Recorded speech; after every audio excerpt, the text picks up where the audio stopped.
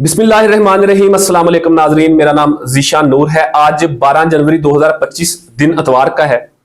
तीन बड़ी अहम डेवलपमेंट्स हैं आज के दिन की, वो तीनों जरा आपके सामने रखते हैं।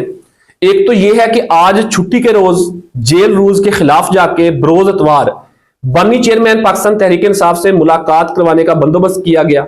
अडियाला जेल का गेट नंबर 5 खुलवाया गया और वजीर आला KP अलीमीन गंडापुर इमरान खान से मिलने जेल गए। दूसरी जो मुज़ाकराती कमेटी तश्कील दी गई है, उसकी भी आज इमरान खान से मुलाकात का बंदोबस्त किया गया और उनकी भी मुलाकात इमरान खान साहब से हुई। वैसे ये कमेटी पिछले तकरीबन कोई 8 दिन से कोशिश कर रही है मुलाकात के हवाले से कि हमें मुलाकात की इजाजत दी जाए ताकि हम उनसे इंस्ट्रक्शन लेके मुज़ाकरात के मामले को आगे बढ़ा सकें, लेकिन उन्हें मुलाकात करने की इजाजत नहीं मिल रही थी। फिर आज इतवार के दिन, छुट्टी के दिन ही खसूसी तौर के ऊपर जेल खुलवाकर इन दोनों यानी कि हुकूमती इमरान खान की तरफ से बनाई गई कमेटी की और वजीर आला KP अलीमीन गंडापुर की मुलाकात क्यों करवाई गई?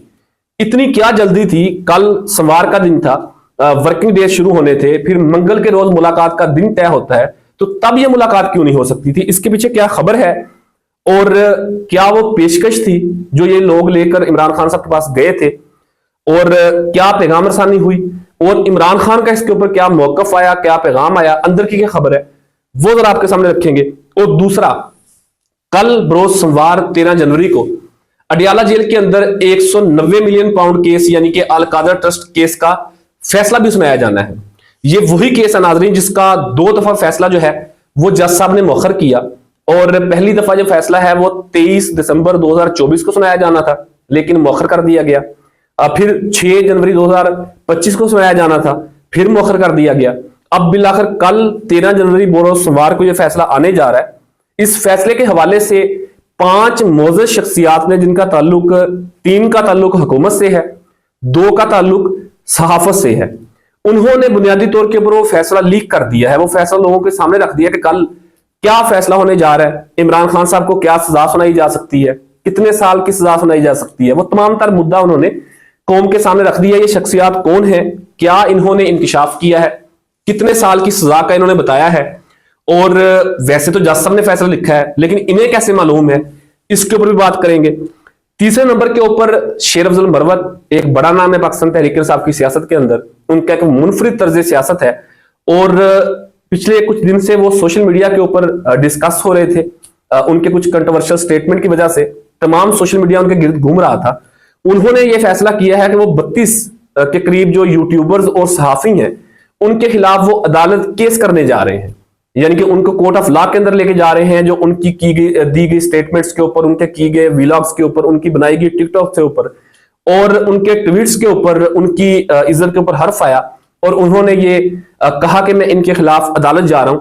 ये 32 लोग कौन है, ये सहाफी और यूट्यूबर्स कौन है, उनकी तफसील भी आपके सामने रखते हैं। तो सबसे पहले आज की जो मुलाकात है अडियाला जेल के अंदर, सबसे बड़ी जो डेवलपमेंट्स है आज बरोज इतवार की, उसका जरा जो है वो उसको जरा अनफोल्ड करते हैं और आपको बताते हैं कि क्या बात हुई, क्या पेशकश हुई। नाज़रीन, ये जो मुज़ाकराती कमेटी इमरान खान ने बनाई थी, ये गुज़िश्ता 1 हफ्ते से कोशिश कर रही है कि हमारी मुलाकात करवाई जाए, लेकिन इनको अडियाला नहीं जाने दिया गया। 2-3 दफा कमेटी गई, अडियाला के बाहर बैठकर वापस आ गई और उन्हें जेल के अंदर नहीं जाने दिया गया। उनकी दरखास्त के बावजूद भी उनकी मुलाकात नहीं करवाई गई बानी तहरीक इंसाफ से। फिर सवाल तो ये उठता है कि आज इतवार के रोज क्यों मुलाकात करवाई गई? इसके पीछे कहानी नाज़रीन ये है कि जो कल बरोज सोमवार ये फैसला होने जा रहा है अल कादर ट्रस्ट केस का, उसमें 2 फैसले इस वक्त लिखे गए हैं। एक फैसला है बानी तहरीक इंसाफ के खिलाफ सजा के हवाले से कि उन्हें सजा होगी मुबैना तौर के ऊपर, 10 साल हो या 14 साल हो, और दूसरा जो फैसला है वो उनकी बरीयत का फैसला है, यानी कि उन्हें बाइज्जत बरी कर दिया जाएगा। अब डिपेंड करता है इमरान खान के ऊपर, डिपेंड करता है उनके रवैये के ऊपर, डिपेंड करता है उनके अल्फाज के ऊपर कि वो क्या फैसला लेना चाह रहे हैं। क्या वो बरीयत चाहते हैं या वो सजा चाहते हैं? तो बेसिकली ये पैगाम देकर एक अहम शख्सियत को आज जेल भेजा गया और उन्हें बताया गया कि आपके खिलाफ जो है वो दोनों फैसले तैयार हैं, मर्जी आपकी है कि आपने कौन सा फैसला लेना है। लेकिन इमरान खान, चूंकि मैं पहले भी कई दफा आपको बता चुका हूं कि वो इन चीजों का बोदर नहीं करते। ये केसेस जो है, ये सजाएं जो हैं, ये प्रेस कॉन्फ्रेंस और उनके खिलाफ जो हर्जासराई होती है उसका वो बिल्कुल बोदर नहीं करते। वो एक और लाइन के ऊपर चल पड़े हैं। वो ये समझते हैं कि अगर उन्हें ट्रायल कोर्ट से सजा होगी तो वो अगला जो इंसाफ का फोरम है यानी कि हाई कोर्ट है वो उनकी तरफ देखते हैं और वो तवक्को करते हैं कि मुझे हाई कोर्ट से इंसाफ मिलेगा। यानी कि माजी करीब के अंदर मुतअद्दिद उनके ऐसे केसेस जिनसे उन्हें 10-10 साल की, 16-16 साल की सजाएं हुई, उनको बिलाखिर इस्लामाबाद हाई कोर्ट ने उन सजाओं को सेट असाइड किया और उन केसेस को खत्म किया। उनके अंदर बरीयत हुई इमरान खान की। तो अगर ये इस केस के अंदर उन्हें सजा हो भी जाती है तो ये मैटर नहीं करती उनके लिए। और दूसरा, ये केस इसलिए भी अहमियत का हामिल है कि ये जो केस है, ये 190 मिलियन पाउंड केस तो इसे कहा जाता है, इसे अल कादर ट्रस्ट का केस तो कहा जाता है, लेकिन इसका बैकग्राउंड नहीं बताया जाता कि बुनियादी तौर के ऊपर जो एक यूनिवर्सिटी इमरान खान ने एक बनाई, ट्रस्ट एक उन्होंने बनाई, जिसके अंदर सीरत नबी हजरत मोहम्मद सल्लल्लाहु अलैहि वसल्लम की तालीमात की तालीम दी जाती है, उस यूनिवर्सिटी के हवाले से उनके ऊपर केस किया गया। तो अगर इस केस के अंदर उन्हें सजा होती है तो इस्लामी दुनिया के अंदर भी एक बड़ी बात उठेगी और उनके कद के अंदर मजीद इजाफा होगा कि उन्होंने एक यूनिवर्सिटी बनाई है जहां पर दीनी तालीम दी जाती है और उसकी आड़ के अंदर उन्हें 10 साल की या 14 साल की सजा सुना दी गई है। तो इससे उनका कद जो है वो मजीद बड़ा होगा। वैसे तो उन्हें इस्लामाबाद हाई कोर्ट से रिलीफ मिलने के चांसेस हैं, क्योंकि पहले भी मुतअद्दिद केसेस के अंदर सजाएं हुई, इस्लामाबाद हाई कोर्ट से सेट असाइड हो गई। तो बुनियादी तौर के ऊपर इमरान खान को इस केस के अंदर सजा होने से या बरीयत होने से उन्हें कोई फर्क नहीं पड़ता, अलबत्ता इस निजाम को जरूर फर्क पड़ता है। तो बुनियादी तौर के ऊपर वो ऑफर दे के भेजा गया आज एक ताकतवर शख्सियत को कि आप जाएं और इमरान खान से बात करें और उन्हें कहें कि अपनी लाइन जरा थोड़ी सी चेंज करें और आपको इस केस से बरीयत दी जाती है। और फिर जो मुज़ाकराती कमेटी थी उनकी भी मुलाकात हुई। उसमें चूंकि मुज़ाकरात जो हुकूमत के साथ होने जा रहे हैं उसकी 2 अदवार हो चुके हैं, 1 दिसंबर के आखिरी हफ्ते में हुआ था और दूसरा 2 जनवरी को हुआ था। उसके बाद फिर दोबारा नशिस्त नहीं हो सकी, चूंकि स्पीकर कौमी असम्बली याद सादिक साहब जो इस सारे मामले को देख रहे हैं, सुपरवाइज कर रहे हैं, वो पाकिस्तान के अंदर मौजूद नहीं थे, तो तीसरी नशिस्त नहीं हो सकी।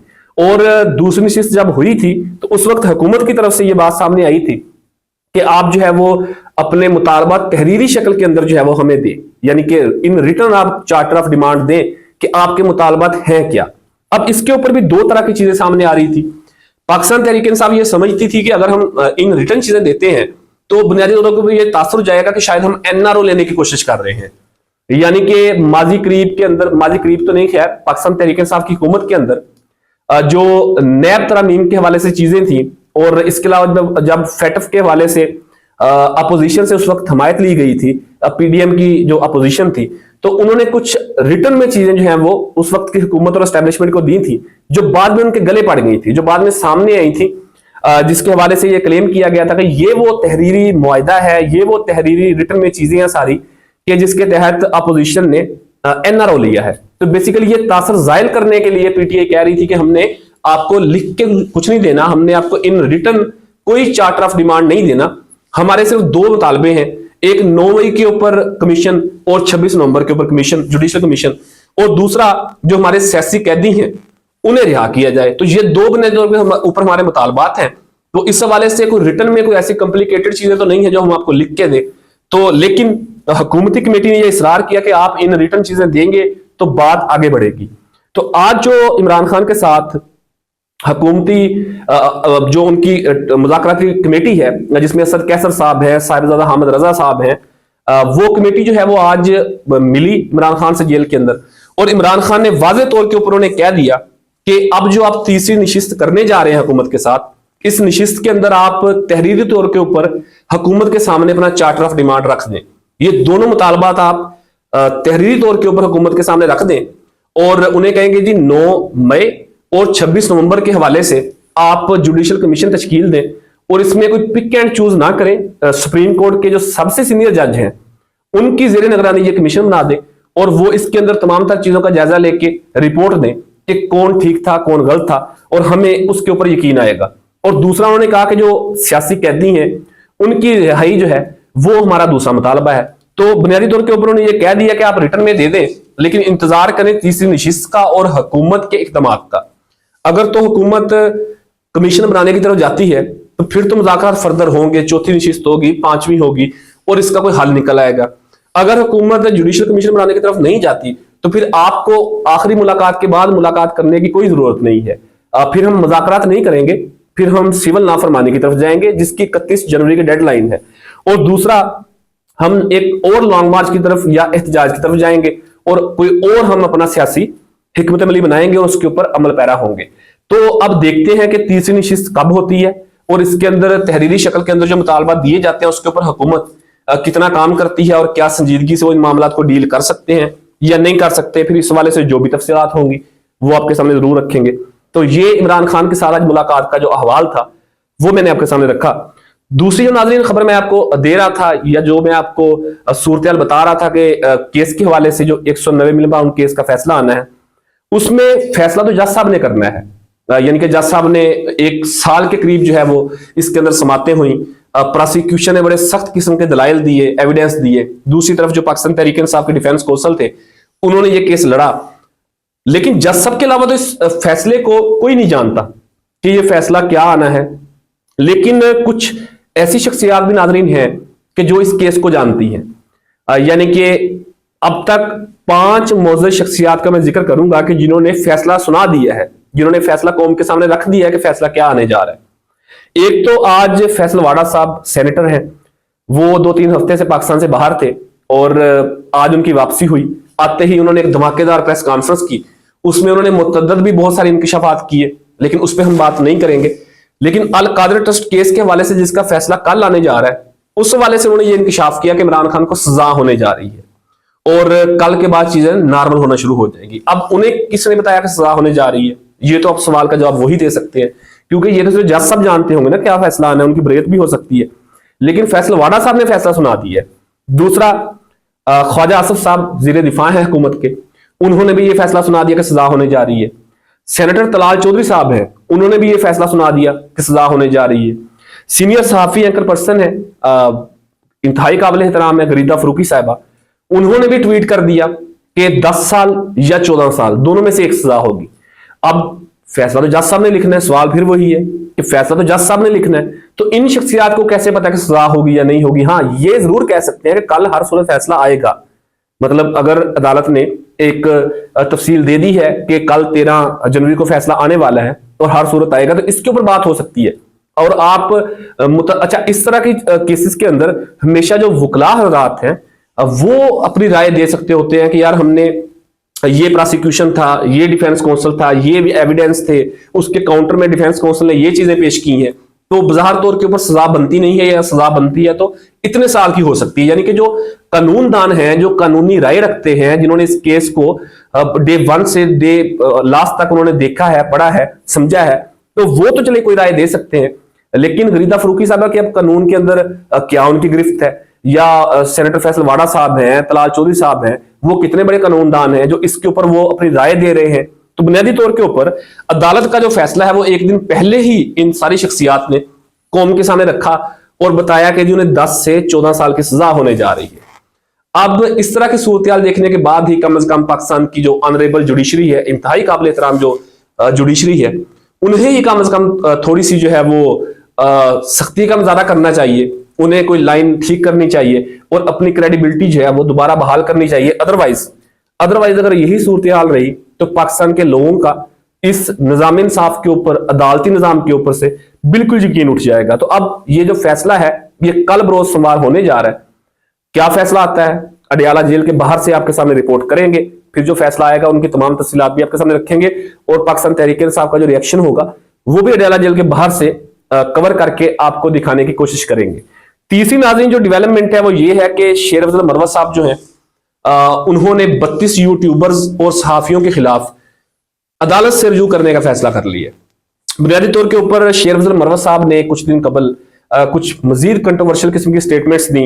उनमें एक तो उन्होंने सलमान अकरम राजा साहब को तनकीद का निशाना बनाया, शहबाज गिल साहब को तनकीद का निशाना बनाया, कुछ और जो पाकिस्तान तहरीक इंसाफ की लीडरशिप है उनके मतलब उन्होंने कुछ स्टेटमेंट्स दी और उन्होंने कहा कि जी इनका तो जगह ही नहीं बनती पाकिस्तान तहरीक इंसाफ में, ये तो बहुत बाद के अंदर आए हैं। मतलब इस तरह की उन्होंने इन पार्टी यानी कि उनकी पार्टी का मैटर है ये, उन्होंने इस तरह की कुछ स्टेटमेंट्स दी, जिसके बाद सोशल मीडिया के ऊपर एक दफा फिर वो जेर बहस आना शुरू हो गए और तमाम लोग उनकी स्टेटमेंट्स को देखने लगे, उनके खिलाफ जो स्टेटमेंट्स आ रही थी उनको देखने लगे।